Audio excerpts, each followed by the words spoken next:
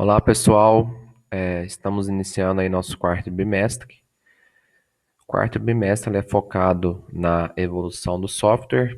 Já acabei antecipando com alguns de vocês sobre como seria nosso trabalho prático, né? E a gente já veio acompanhando um pouquinho sobre o que seria essa evolução de software ao longo da disciplina, né? Ao longo do ano. Então, a aula de hoje, a aula 03, ela é focada em fazer uma revisão do que a gente já viu. É lógico que agora a gente vai ver nas próximas aulas conceitos mais específicos, mas a aula de hoje tem o objetivo de mostrar o que a gente já viu e também ter uma visão mais geral sobre a opinião de vocês em relação à evolução de software, o que vocês pensam em relação ao custo dessa evolução, em relação aos modelos de processo de software que a gente já viu. Então, é um panorama geral para que vocês fiquem cientes, né, do que a gente já viu, do que a gente vai ver ainda dessa quarta atividade do processo de software, né, quarta e última, que é a evolução de software. Lembrando aí que o trabalho prático já está disponível e vocês podem consultar lá no Google Sala de Aula. Então vamos lá.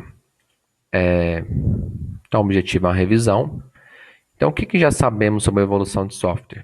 A evolução de software, ela é a quarta atividade do processo de software. Então, sempre que você for desenvolver um software, você vai ter a primeira atividade, que é o requisito de software, que é a parte de você ir conversar com o cliente e definir quais são as funções, quais são as restrições do seu sistema, do seu software a ser desenvolvido. A segunda atividade, que é o desenvolvimento de software, que aí entra a parte de planejar como o software vai ser construído e também implementar o software. A terceira parte, que seria a parte de testes de software, que é o que vocês fizeram no trabalho do bimestre passado, né?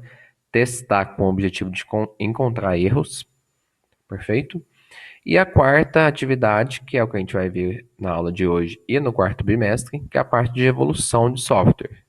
Aí, resumindo, o que é evolução de software? É você corrigir erros que foram encontrados nos testes, ter que fazer algumas modificações por legislação, alguma coisa desse tipo, e também talvez o cliente peça novas funcionalidades. Então você também tem que evoluir o software nesse sentido. O cliente pode vir e falar assim, olha, eu quero que o software tenha mais funções do que eu pedi anteriormente. E aqui eu coloquei uma pergunta para vocês, já pensando no ano que vem, lá no terceiro ano de vocês. Como assim vamos pensar no projeto final? O projeto final, isso daqui não é obrigatório, né? Mas a chance do software, do sistema que vocês forem fazer, ter um sucesso maior, né? Ter uma menor quantidade de erros lá na última atividade, ela é melhor, né? A chance de não ter erro é menor. Pelo seguinte, você vai ter conversado com seu cliente, verificado o que ele quer, o que ele não quer, desenvolvido e testado o sistema. Então, esse trabalho inicial ele compensa no final. Por que ele compensa no final? A parte de evolução de software é a parte que tem mais custo no processo de software como um todo. Então, o custo maior é nessa parte aqui, ó, de evolução de software. Porque a evolução de software você tem meio que fazer essas quatro atividades novamente. Então, por exemplo, o cliente falou, olha, eu quero mais três funções. Então, você vai ter que definir novamente os requisitos funcionais do software, desenvolver essas três funções e testar novamente. Então, por isso, existe essa importância de realizar essas quatro atividades do processo de software de forma bem eficiente, bem entendível, bem compreendível e também para você, desenvolvedor, sua equipe de desenvolvimento e para o cliente também. Coloquei uma definição aqui, o que é, né? Então, evolução de software. O software deve evoluir para atender às necessidades de mudança dos clientes. Perguntei, essa definição está completa? Atualmente ela não está completa, né? Como eu já falei anteriormente. O cliente pode pedir algo novo, mas a legislação pode impor mudanças e também os testes que foram feitos podem mostrar erros e esses erros devem ser corrigidos. Então, não necessariamente é apenas mudança dos clientes. Já a definição 2, ela coloca assim: o software deve evoluir para atender aos requisitos que naturalmente surgirão.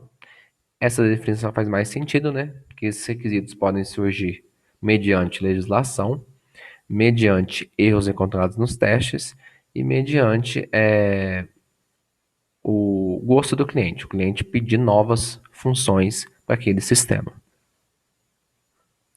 Custo.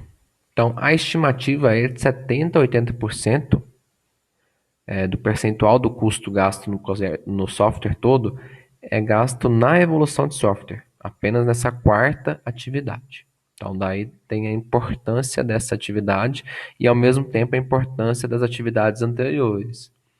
Se as atividades anteriores foram feitas de forma correta, de forma mais precisa possível, a parte da evolução de software ela fica reduzida. Se você conversou bem com o cliente, conseguiu identificar os requisitos de forma correta, testou e implementou o software de maneira correta, essa parte da evolução de software vai existir quase que minimamente. E aí, passando essa parte do custo, então a gente tem 3 tipos de evolução, manutenção de software. Eu falei, né, textualmente aí, mas acaba que seriam classificadas nesses 3 tipos. Adaptativas, então às vezes alguma norma, alguma lei impôs isso. Corretivas, foram encontrados erros no software, no programa, no sistema. E evolutivas, o cliente pediu novas funções, então eu estou evoluindo o software, estou deixando o software melhor.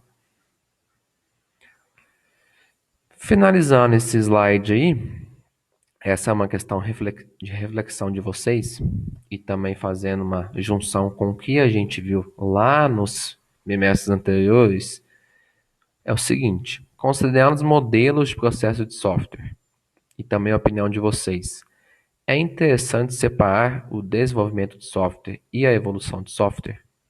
Então, por exemplo, quais são os modelos que a gente viu?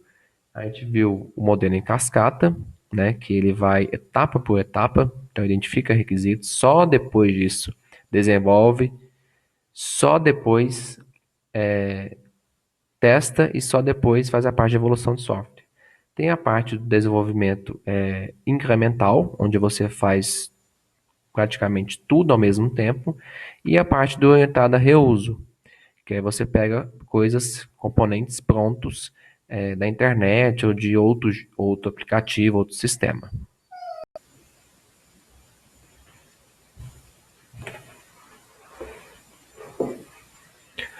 Então, analisando esses 3 modelos, pode perceber, por exemplo, que o desenvolvimento incremental ele lida com o desenvolvimento e a evolução de maneira conjunta.